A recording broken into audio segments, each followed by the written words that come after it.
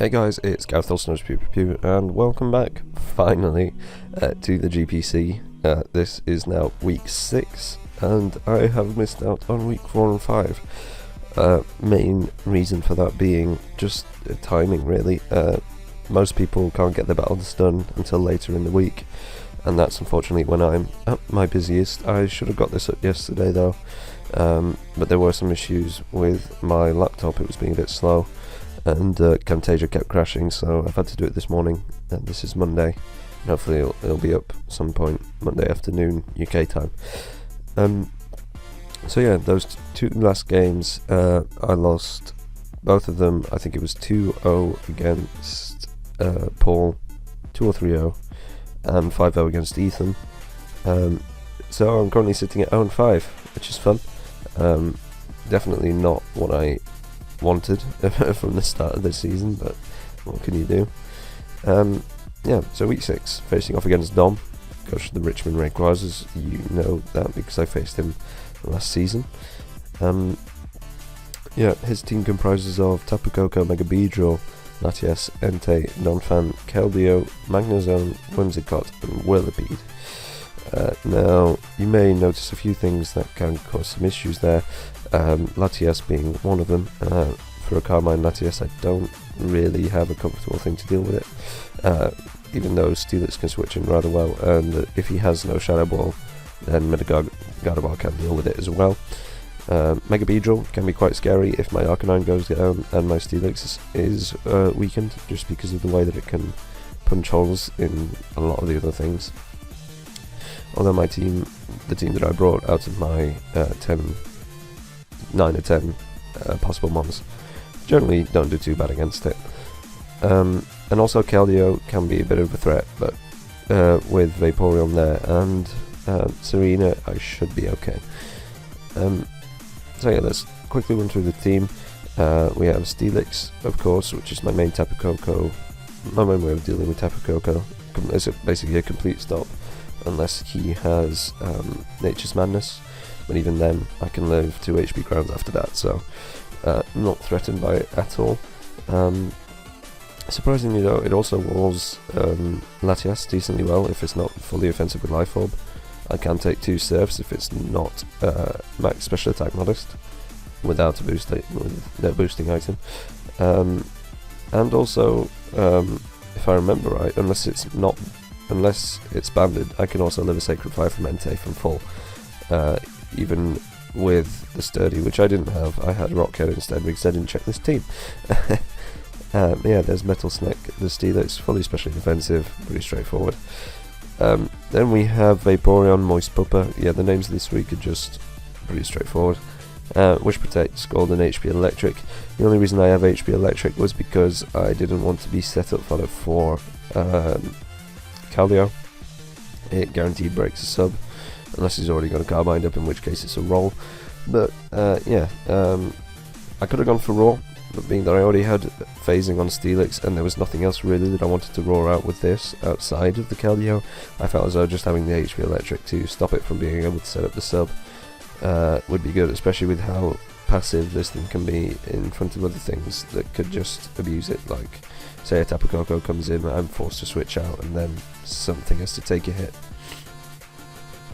So yeah, that's my Vaporeon set. The 188 in defense bold is to guaranteed is mainly to wall out Entei, and guaranteed live, I believe, 2 Poison Jabs, Mega Beedrill. I think that was the exact calc, and the rest was in Spadef, or there's a certain amount of Spadef to live a T-Bolt from Tapu Koko rest in defense. I can't remember which of the two it was. Then we have our sort of meme, sort of win-con this week, which is Agility Dojo with Metronome.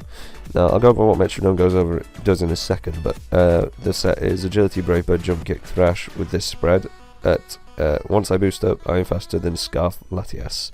That was what I was aiming to beat, because that would be as fast as Scarfer.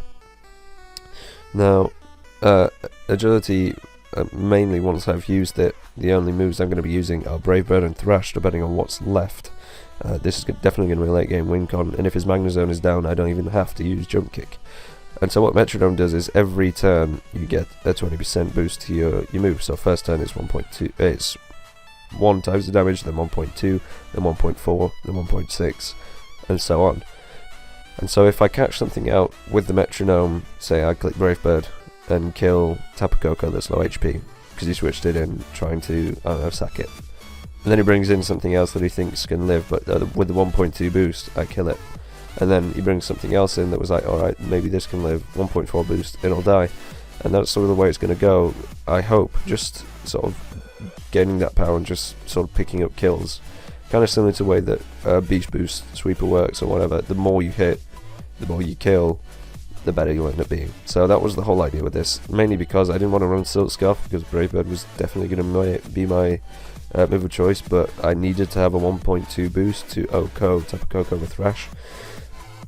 So I didn't want to run Life Orb either, because Brave Bird with Life Orb recoil is never good. So I thought this could be an interesting thing to bring, and I think it's an item that's very underrated in the format, especially with a sweeper that's based on speed boosting and or a fast swords dancer. So hopefully this can do the work, and I'd love to see it do so. Then we have a choice card of Arcanine. Now this was to catch out a few things, mainly Mega Beedrill, in case you want to stay and just click U-turn on me. But it's also very good for catching out things like the Tapu Koko, which I can outspeed with this investment, the Keldeo as well with a little bit of a wild charge, and even the Whimsicott or the Latias. It's just basically something to surprise him, and hopefully when I do sort of catch him out, it'll be at a crucial point that could give me a little bit of an advantage. The set is Flare Blitz Crunch, Wild Charge with Extreme Speed. Extreme Speed there is just as like a contingency in case he has like an Agility Mega Beedrill or something like that. But yeah, Flare Blitz basically does damage to everything on his team outside of Latias, Entei, and Keldeo, which is why I have Crunch for Latias and Wild Charge for Keldeo. So I'm not too worried about Entei switching in on this, because it can't really do much to me in return unless it's got Stone Edge, in which case you got your boy Steelix over there. Mega Gardevoir, Sub Hyper Voice, Psychic Kid and Power Ground. The way that the speed tiers lined up for me this week weren't great for Latias. I mean Gardevoir, when you think about Tapu Koko, Mega Beedrill, Latias, Keldeo, all of them, and Whimsicott, all of them outspeed me. And so going for a super speedy Gardevoir wasn't the way to go, so I went for a sort of bulky, sort of just a utilitarian Mega Gardevoir offensive set with enough speed to outspeed Magnezone, because I have the HP ground. Hyper Voice, as usual, just puts a lot of pressure on everything on everybody's team pretty much. The only reason I have Psychic is to guaranteed kill the Mega Beedrill on the switch in, if I know that it's coming in. And Hidden Ground again for the Magnezone. Those are the only 3 moves I need this game. I just need to get this in on something that doesn't want to stay in, like a Keldeo, just set up a sub, and then punch a hole through something. It's not a win con this game, it's just something to do some damage to allow either Dodrio or Arcanine to put in the work. And then we have Serena, Yachi Berry, sort of defensive set this week, mainly to deal with Keldeo, because of the way that Secret, whatever the sword it gets, because of the way that move works, it hits on the physical side, it's like a side shock. Having physical defense with the Yachi Berry allows me to take literally anything it has. It's also a decent enough stop to an offensive Donphan, and if he feels inclined to do so, if he runs like physical Keldeo, or even it's a decent enough switch into Latias if it's mono attacking with side shock. So I don't have a dark type, so it could be something that he brings. To set his U-turn since the rapid spin and drop kick. The main reason I have this is because I needed a rapid spinner, because I knew he was, well, I didn't know, but I was guessing he was going to bring Whirlipede, because a lot of people like to hazard stack against me because I don't always bring removal, and so I'm going to start making that a thing that I do, just bringing something that could sort of pop up and get rid of those hazards. So that's why Serena's there. Queen Majesty also allows me to dodge those ice shards from Donphan, should I feel inclined, and if he's abandoned Entei and he's locked into extreme speed, it's also very good there. So yeah, drop kick will hopefully do the work against Keldeo, but that's all there is to say really about this team. Main thing I have to do is wear him down slowly and then set an agility up, or just spam Flare Blitz and the appropriate moves with this. I need a win, and hopefully we pull it off this week, so let's just hop straight into the battle. So as you can see, this is the team that Dom decided to bring. I did mention that Whirlipede can come and it's there. Surprised to see no Dom Fan for hazard removal, which means that getting my rocks will be pretty important. He did bring Magnezone, no Coco, I'm guessing because I do have the Steelix. Everything else was pretty much expected. It's good to see, again, no Coco, no Mega Beedrill, so there's speedy threats, because there's still some speed there, the speedier ones are less of an issue for me. As for leads, I was thinking he knows that me getting up my rocks is going to be a big play, so he's going to predict my Steelix to lead. And I didn't want him to get either a free sub with Keldeo or get him a massive hit with Entei, but I didn't want to lead Vaporeon straight up, so I was sort of unsure whether I was going to lead Arcanine or Serena, and I thought, in case he leads Whirlipede, I can U-turn out, get into Arcanine, and then Flare Blitz.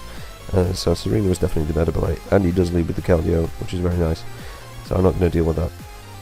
As he does go straight onto the Whirlipede as I go for a Chop Kick, not wanting to overtake this early on in the game. So U-turn out here, not wanting to deal with Whirlipede, as I just go out into my Arcanine. As he clicks Infestation, I was just expecting him to get a layer of spikes up.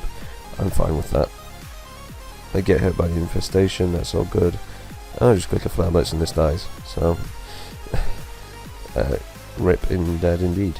I think they'll reveal that I'm Scarf, but I'm not sure about whether Whirlipede's speed tiers, but there you go. He reveals to have HP Fire, so the Yachi Berry is pretty useless at this point. But yeah, it's rather unfortunate. I go straight out into Vaporeon, which takes 50% from this. But I'd rather keep my Serena than lose this, even though I live somehow through some voodoo magic. I'm not sure. Realistically, I should have kept this for the Entei, but being that Entei has no real save switching from this, I wasn't too worried. I just clicked the Flare Blitz here because it was going to kill anyway, and he switches into his Magnezone, I'm guessing, predicting me to go for the Wild Charge, and it just dies. Either that, or he expected the extreme speed and that I wasn't Scarfed, so getting rid of the Magnezone that early was pretty damn nice. I just switched straight into Steelix on the Latias, and he reveals Surf, which I did expect. That just shows that it's max special attack and timid, so no boosting item revealed as of yet. I don't want to lose my Steelix straight up, so I feel like sacking off my Serena is definitely the better play, as now I need to punch a hole in this. Is revealed so far that he's got Psyshock and Carmine and Surf, so I'm guessing that he doesn't have the Ghost type coverage if he's got Carmine and Recovery, so I'm not too worried as he gets a crit Psyshock, so I can't take 2 hits from this anymore, which is unfortunate, as I go for the Hyper Voice and pop its Roselie Berry, and it still does 44%. Plus 1 special defense with the Resist Berry, still does 44%. Damn, dude. So yeah, that's unfortunate. If he didn't get the Psyshock crit there, I could have killed this off with this. Which would have been nice, because that would have meant that he would have been forced to go out into either his Entei or his Whimsicott, and either way I had to save switch into them, so that's a bit unfortunate, but I do have the Scarf Arcanine with Crunch, so rip and dead, and now he goes out into his Whimsicott. At this point, my one and only win con is to get Dodrio in freely on this and set up an agility. That's the only way I win. As he reveals the Supersonic Sky Strike, I have no idea what move that could be. I guess Hurricane, but that's kind of cool. I have no idea what that would be for. Maybe, maybe Toxic Croak. It's quite an interesting thing to run, I guess.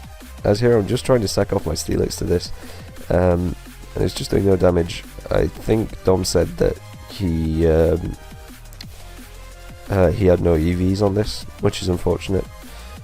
As I would probably not have got I would have got the rocks up, but I wouldn't have got the toxic off on this, even though it doesn't really matter because I just go out into this. The psychic would have only done up to, I believe it was 41% either way, and as you'll see when I spam the Brave Birds, I do live on more than 12%, and Dodrio will clean up this game. Metro didn't really come into factor, but Agility Dodrio put in the work. I do believe it actually did come into play with Entei. because from this range it didn't die straight up. If it was just the 1.2 booster, if I had the Sharp Beak, then it would have, you know, been the same effect. But yeah, Agility Dodrio getting me the win. I feel it's quite fitting for my sort of my sleeper pick of the season to bring me my first win. Shoutouts to my 2 surviving mons for going 3-0 this game, and the others all going 0-1. Arcanine picked up 3 kills, and Dodrio cleaned up the last 3. So yeah, the first week I bring an offensive Arcanine is the first week that I actually win. So maybe that's the way to go. Well played, Dom. It's a shame that your Whimsicott didn't have the EVs. There are a few things in there that didn't really go your way. But aside from that, it was a good game all round. A fast-paced game for sure, as I like them to be. Very back and forth in terms of like offensive pressure. But as soon as I got the Steelix in on the Whimsicott, I knew that I could get Dodrio in safely as the win con, set up the agility and win from there. So yeah, it's looking good. It's looking better, at least not good, but better than it once was. I'm not sure who I face next week. It's either Melon, Josh, Asta. I know Asta's my last game, so it's either Melon or Josh, I believe, unless I'm forgetting someone. It's Melon, Josh. I don't know. I'm facing someone next week. Hopefully we can continue on with this win streak, I guess, and claw our way out of the relegation zone. Currently, this isn't really a spoiler as it's a couple of days later. The only people who are even near to me are both Dom, who I just beat, and Melon, who are both on 2 and 5. I, of course, 2 and 4, and I'm 1 and 5. That's it. 2 and 4, 1 and 5. Yeah. I need to basically win 2 games as my differential isn't great unless I like 6-0 Melon or something, which isn't going to happen because Melon isn't bad at the game and I am definitely not good at the game. So I basically need to win out from this point, or at least get 2 more wins and hope that the others don't scrape too many back.